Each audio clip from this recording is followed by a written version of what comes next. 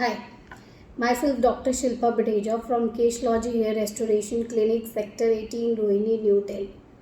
आज मैं आप लोगों के साथ डिस्कस करने जा रही हूँ how to reduce weights, tips आपका वेट रिड्यूस करने के लिए। सबसे पहली चीज़, जब भी आपको वेट रिड्यूस करना है तो आप सबसे फॉरमोस्ट चीज़ क्या करते हैं? Dieting. That is very wrong way. Dieting आपको नहीं करनी है, क्योंकि जब आप डाइटिंग करते हैं तो आपको हंगर कंट्रैक्शंस होती है। जब भी आप डाइटिंग करने लगते हैं तो आपका पेट आपके ब्रेन को सिग्नल पहुंचाता है कि मुझे भूख लगी है। तो रिफ्लेक्सली आप क्या करते हैं? पहले आप खाना छोड़ देते हैं, फिर धीरे धीरे वो थोड़े दिनों के बाद आपका खाने का कंट्रोल जो है वो ख़त्म हो जाता है। ख़त्म होने के बाद आप सबसे पहली चीज़ क्या स्टार्ट करते हैं? थोड़ा सा बिस्किट खा लिया, थोड़ा सा जूस पी लिया। लेकिन अगर आप रिफाइंड कार्ब्स खाएंगे तो आपका वेट कम होने के बजाय वेट और बढ़ जाएगा। आप कहेंगे कि मैंने तो डाइटिंग की थी बट स्टिल मेरा तो वेट अंडर कंट्रोल आ ही नहीं रहा। अगर आपको वेट रिड्यूस करना है तो सबसे फॉरमोस्ट चीज़ है कि 70% आप आपका डाइट का जो स्ट्रक्चर है उसमें प्रोटीन इंक्लूड करिए।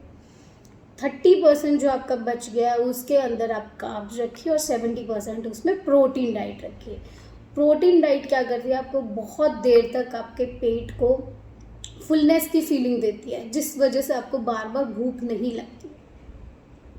दूसरी चीज़, जब भी आप खाना खाएं, खाने का सबसे पहला सिस्टम आप क्या करेंगे? 75% अपनी जो डाइट फॉलो कर लेते पहले आप उसका 75% खाना स्टार्ट करिए। मतलब अगर आप रोटी 3 खा रहे हैं तो उसकी जगह 2.5 रोटी करिए, 2.5 करिए। फिर धीरे धीरे उसको 2 करिए, फिर सिंगल पे आइए, धीरे धीरे करके उसको रिड्यूस करना स्टार्ट। एकदम से आप ऐसे मत करिए कि मैं बिल्कुल ही रोटी खाना बंद कर दूं। रोटी खाना बंद करेंगे तो आप उसकी जगह पे क्या खाएंगे? Refined carbs, pasta, bread, biscuits. इन सब में क्या होता है? रिफाइंड कार्बोहाइड्रेट्स होते हैं। और रिफाइंड कार्बोहाइड्रेट्स क्या करते हैं?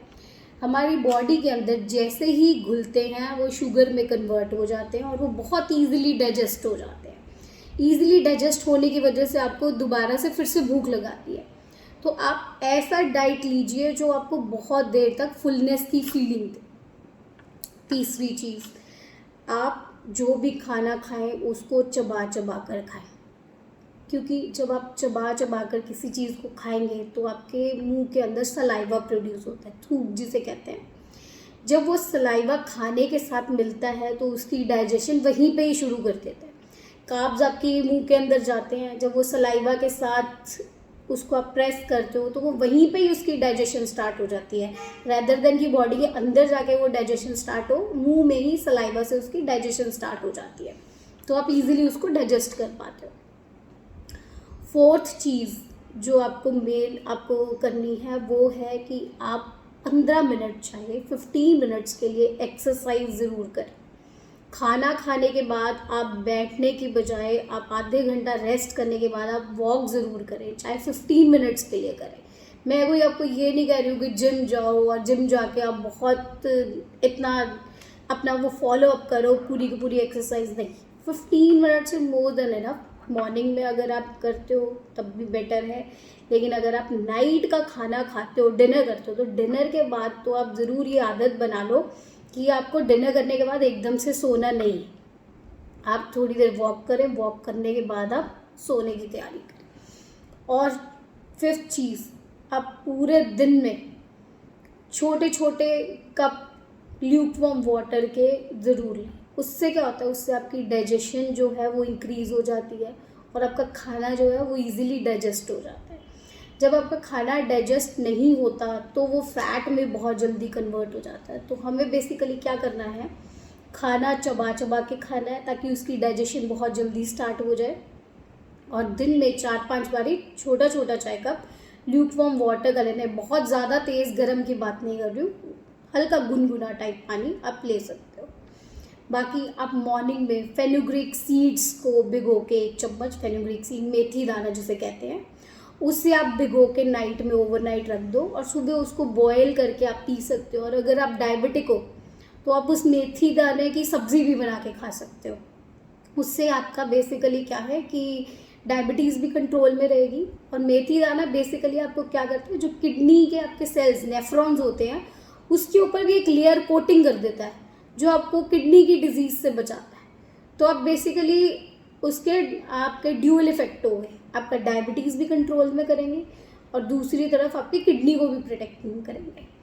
तो अगर आप थायराइड के पेशेंट हैं, आप किडनी के पेशेंट हैं, आप वैसे ओबीज़ हैं, क्योंकि ओबीज़ पेशेंट्स को बहुत ज़्यादा रिस्क रहता है हार्ट डिजीज़ का, कॉरोनरी आर्टरी डिजीज़ का बहुत ओवर रिस्क रहता है। तो आप बेसिकली अपना वेट रिडक्शन की तरफ ध्यान दें ताकि आप इन बीमारियों से बच सकें, क्योंकि बहुत ज़्यादा ओवर वेट होने की वजह से आजकल लोगों के घुटनों में दर्द होना स्टार्ट हो जाता है, नी में प्रॉब्लम होने लग जाती है। तो आप अगर ये सारी चीज़ें स्टेप वाइज फॉलो करेंगे, dieting is not an option weight reduction के लिए। आप इन टिप्स को धीरे धीरे करके स्टेप बाय स्टेप फॉलो करिए और आप देखेंगे कि आपका 1 मंथ 2 मंथ्स में धीरे धीरे जो आप फिर धीरे धीरे प्रॉपरली रिड्यूस करते हैं वो आपका वेट जो है प्रॉपरली रिड्यूस हो जाता है, फैट कम होता है।